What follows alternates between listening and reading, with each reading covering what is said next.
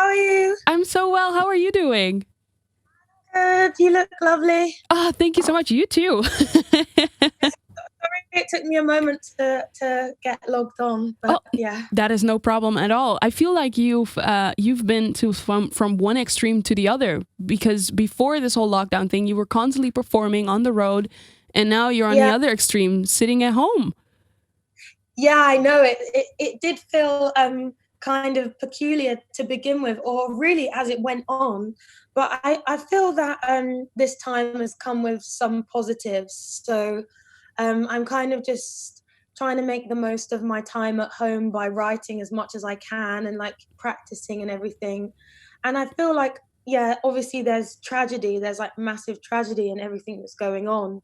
And I know it's a like a very difficult time for lots of people. But I think that you really have to try and take the best bits out of it if you Hmm. can. So yeah, that's kind of what I'm doing. I think so, because I remember last time we talked was at Eurosonic, and I remember you telling me that you're a very driven person. You just love to work all the time. So I was like, you're probably not going to be sitting at home doing nothing. No, I'm trying my best to like do as much as I can.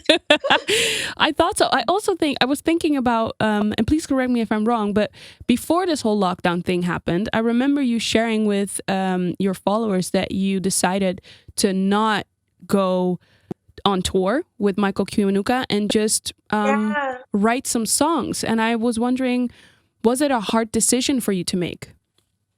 yeah, it was a really hard decision because I firstly like I really respect Michael, and when I went on tour with him in the end of 2019, I really loved it and I loved seeing his show every night, and like I loved his sort of fans. They seemed to be like really respectful, like music listeners and everything. But really, it came to a point where we sort of felt like the album had to be ready by sort of I think September, and for it to come out in September, I needed it to be finished by the beginning of May, end of April. So that period of time where I was meant to go on tour with him was the only sort of window of time where I had a month where I could dedicate that to the writing. So we kind of just had to do it and cancel. And that was really disappointing. But then I know that he then had to cancel himself like a week into the tour because he'd fallen ill. And then the week after that, a lot of gigs started getting cancelled due to like the current situation. Yeah. And at that point, people wouldn't really realize or could predict that the world would basically go into lockdown. Yeah. But so it kind of came at a time where actually those things were actually going to happen anyway without us realizing, Hmm. and it's kind of like I guess an inevitable thing that happened. And so now with everything that's happened, my album is actually going to be pushed back until probably the very end of the year. Yeah. Are you still working on the album? I'm still working on it, and I think now I feel blessed because I don't have this like pressure of time to finish it. I'm just gonna like basically have until the end of the year to write it, and then it's gonna come out, and then hopefully shows and everything will go back to normal, and then I'll just go get to tour hopefully as many places as possible with the album being out and me familiar with the music on it and everyone else familiar with the music on it. So I think I've yeah. told you. Yeah, I think I've told you this before, but I really admire that you are just taking your time. You're really just taking your time on this debut album and not getting rushed into. Because I mean, everybody around you is so excited, and everybody's like saying that this is going to be like the album, you know, the debut album of Celeste, and you're just like, nope, taking my time, not letting people rush me. Yeah, I feel like because it's my first album and I've worked sort of like quite a lot of time and has gone into this moment where I get to deliver a debut album and people might care about it coming out. So I feel like I just want it to be that piece of music that I'm proud of, and I'd like it to sort of survive the test of time. And I think I'll realize when I've made that piece of music, and then I'll be ready to sort of share it with everybody. Um, because I think even if people have to wait a little bit longer than they're hoping or expecting to, if it's something that will survive the test of time and have longevity, then it's worth it. Like, I'm not saying it will be this, but you hear, like, I was speaking to a songwriter just yesterday, and she asked me if I like Lauryn Hill, and I was like, when you talk about Lauryn Hill, you just talk about the miseducation, and it's 20 years old, and that's been her main piece of music, and it's lived with people for 2 decades. And like, if my music can even be something that people listen to like 2 years on from when it comes out, or something like that, then I'll feel proud of it, and then I'll have something else to come out after that, you know. So Yeah. yeah. I love how in control you sound of your career and of knowing so well what it is that you want. I love that. Oh, thank you very much. I really do. I also want to talk about the video that you shot for Stop This Flame, because you went to New Orleans, Yeah, and that's right. and I know that's like a place where, I mean, your inspirations started, right? Yeah, and that's kind of why I wanted to go there. I wanted to sort of like have the video be representative of a culture that was based more around music and arts. And I felt like New Orleans was the home and where a lot of blues and jazz originated, because it's in the South, and naturally, like, a lot of the people in the South just have that in their blood, because, you know, like, the blues came from work songs from like slaves on the plantations, which then transformed into rhythm and blues. Like, New Orleans just felt like a central point for that music and that heritage in those genres. And I just wanted to go there and feel it for myself. And that as soon as I got there, I stayed in this hotel, and as soon as I walked into the bedroom, there was this amazing music coming out of the radio.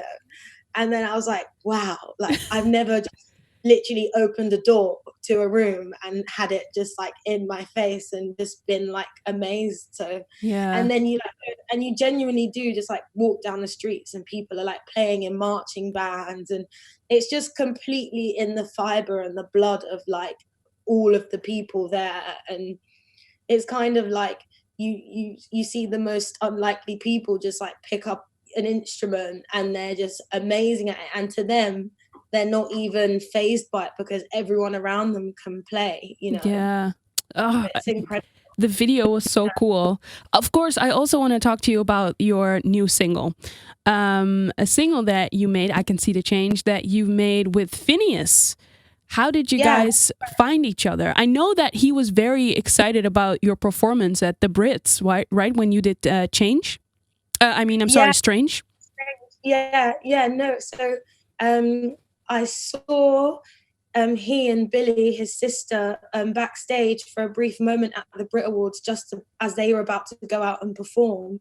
And they both said hello, which I was taken back by, because like they were literally walking through the backstage area about to go on stage, and I was getting dressed. I was getting like zipped up into my dress in the corridor because it was like too big for my dressing room. Yeah. So like that was quite a funny moment. And like I know before I'm about to perform, like if I'm nervous, I just want to be like in my head and be like really quiet. And they were just like, hey, like what's up, kind of thing. And then I know they heard or saw the performance. And so, yeah, it kind of came, I think, as a result of them seeing that and hearing Strange, I think, a week or two prior to the actual award show. I think Billie's mum had shown them the song Strange because she'd listened to it. So, yeah, then I wrote this song, and the opportunity came about for Finneas to produce it, and I obviously just was like, yeah, this sounds. I was nervous about him doing it. Why? Because I think just because like of his profile right now, I was just like, okay, like we're gonna speak, and I'm gonna have to like give him feedback and all of those things. But you have a profile as well. Yeah, I guess to an extent. But yeah, they're kind of like a different level right now.